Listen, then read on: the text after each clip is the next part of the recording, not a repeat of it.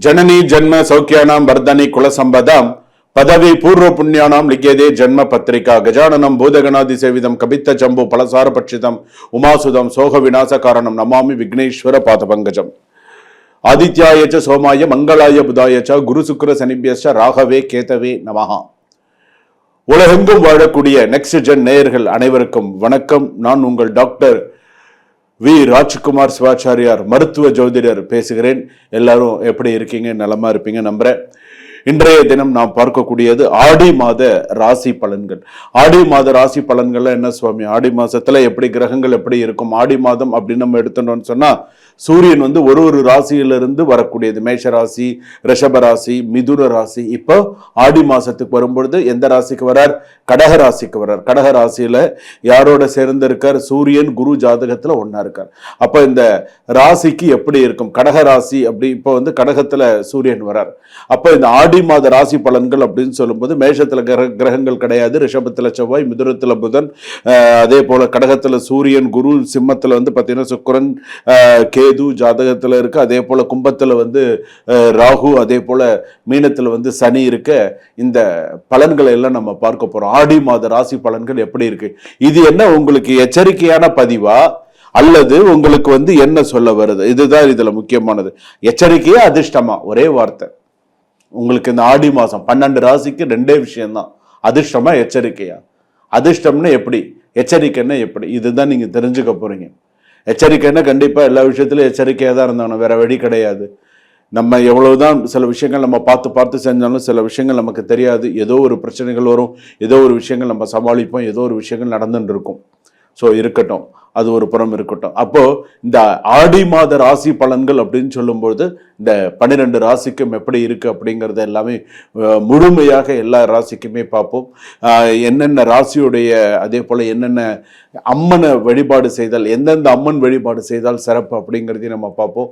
ஒன்று விடாம கடைசி வரைக்கும் வீடியோ ஸ்கிப் பண்ணாம பாருங்க. அப்பதான் ராசியில என்னென்ன விஷயங்கள், நடுவில் என்னென்ன சொல்லியிருக்கேன், எதுவும் ஸ்லோகங்கள் சொல்லியிருக்கேன்னா எப்படி இருக்கு என்னங்கிறத தெரிஞ்சுக்கலாம். வாங்க வீடியோக்குள்ள போலாம். தனுசு ராசி நேயர்களை, தனுசு ராசிக்கு இந்த ஆடி மாதம் உங்கள் கர்ம பலனை நேரடியாக உணர வைக்கும் காலமாக இருக்கிறது. ஏன்னா சில பேருக்கு இந்த ராசி பலன்ல பாத்தீங்கன்னா நமக்கு செய்த தவறுகளுக்கு எச்சரிக்கையும் கிடைக்கும். குறிப்பாக உடல்நலம், பணம், நல்ல பெயர் ஆகிய 3 விஷயங்களிலும் கவனம் செலுத்துங்கள். மொத்தமாக வெற்றி அப்படிங்கிறது 74%, எச்சரிக்கை 26%. நீங்கள் செய்த உழைப்புக்கு அங்கீகாரம் கிடைக்கும். ஆனால் சக ஊழியர்களின் பொறாமை உச்சத்தில் இருக்கும். புகார் அல்லது தவறான புரிதலால் நல்ல பெயருக்கு களங்கம் ஏற்படும். மேலதிகாரிகள் வார்த்தைகளால் அளந்து பேசுங்கள். யாரா இருந்தாலும் கரெக்டா பேசுங்க. ஏன்னு கேட்டா ஒரு தவறான புரிதலால், அதாவது உங்களை பத்தி தேவையில்லாம ரிட்டர்ன்ல எழுதி கொடுத்துருவாங்க. ஸோ இவங்க இப்படிதான் பண்ணாங்க, இவங்க இப்படி எல்லாம் பண்றாங்கன்னு ரிட்டர்ன்ல எழுதி கொடுத்துருவாங்க. ஸோ கவனமா இருங்க. அதே போல பாத்தீங்கன்னா தனியார் உத்தியோகத்தில் இருப்பவர்கள்லாம் கொஞ்சம் கவனமா இருங்க. அரசு உத்தியோக, நேர்முக தேர்வு, பதவி உயர்வு இதெல்லாம் ஓரளவுக்கு நல்லா இருக்கும்.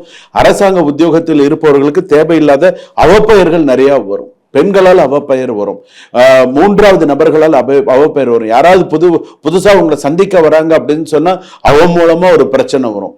அவன் உங்களுக்கு தெரியாம மறைமுகமா ஒரு வீடியோ எடுத்து ஏதாவது ஒரு பிரச்சனை பண்ணி மாட்டுவதற்கான வாய்ப்புகள் இருக்கு.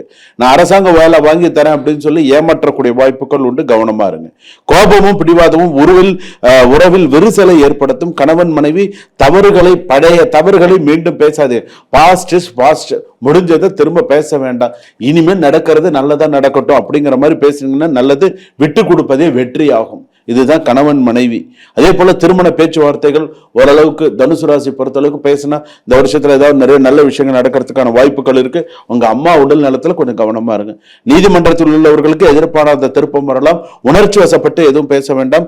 தவிர்த்து சட்ட ஆலோசனைப்படி செயல்படுங்கள் அப்படின்னு சொல்லியிருக்கு. அதே போல கோர்ட்டு கேஸ் விஷயங்கள் எல்லாம் கொஞ்சம் கவனமா இருக்கணும். இந்த மாதம் நீங்கள் எச்சரிக்கையாக இருக்கக்கூடிய சில விஷயங்கள் பாத்தீங்க அப்படின்னு சொன்னா உடல் நலத்துல என்னென்ன மாதிரியான பிரச்சனைகள் வரும்? கல்லீரல் சம்பந்தமான பிரச்சனைகள் வரும், கொழுப்பு கல்லீரல், சர்க்கரை நோய், அது மட்டுமல்ல டயபெட்டிஸ் சொல்லக்கூடிய ஆரம்ப அறிகுறிகள் சில பேருக்கு, ரத்த அழுத்தம், மூட்டு வலி, இடுப்பு வலி, சயாட்டிகா அப்படின்னு சொல்லுவாங்க இல்லையா அது, அதே போல மைக்ரேன் சொல்லுவா இல்லையா அது போல செரிமான கோளாறு, வயிற்றுப்புண், யூரிக் அமிலம் அதிகரிப்பு, தூக்கமின்மை, இது போன்ற பிரச்சனைகள் எல்லாம் இருந்தால் அலட்சியம் செய்யாதீர்கள். உடல் நலத்தை பார்த்து, சுவர் இருந்தால்தான் சித்திரம் வரைய முடியும். நீங்க நல்லா இருந்தாதான் எல்லா விஷயமும் சிறப்பாக இருக்கும் அப்படின்னு சொல்லியிருக்கு. அதே போல அதிக வேக கவனங்கள், அதிவேக வண்டியில எல்லாம் அதிவேக கவனம் போக வேண்டாம். வெளிநாட்டில் இருப்பவர்கள் கூட கொஞ்சம் கவனமா இருக்கிறது நல்லது. புதிய வேலை வாய்ப்பு, தொழில் வளர்ச்சி, வெளிநாட்டு தொடர்பால் லாபம், குடும்ப ஆதரவு எல்லாமே இருக்கும். ஆன்மீக முன்னேற்றம் இருக்கும். தடைபெற்ற காரியம் நிறைவேறுதல், இது எல்லாமே இருக்கும். நல்ல பெயருக்கு களங்கம். அதே போல நம்பிக்கை துரோகம் செய்வார்கள். வருமானத்தை விட செலவு அதிகரிக்கும். சாண்டியர்னா மோனஸ் இருக்கும். 10 ரூபா சம்பாரிச்சா 50 ரூபா செலவு வரும்.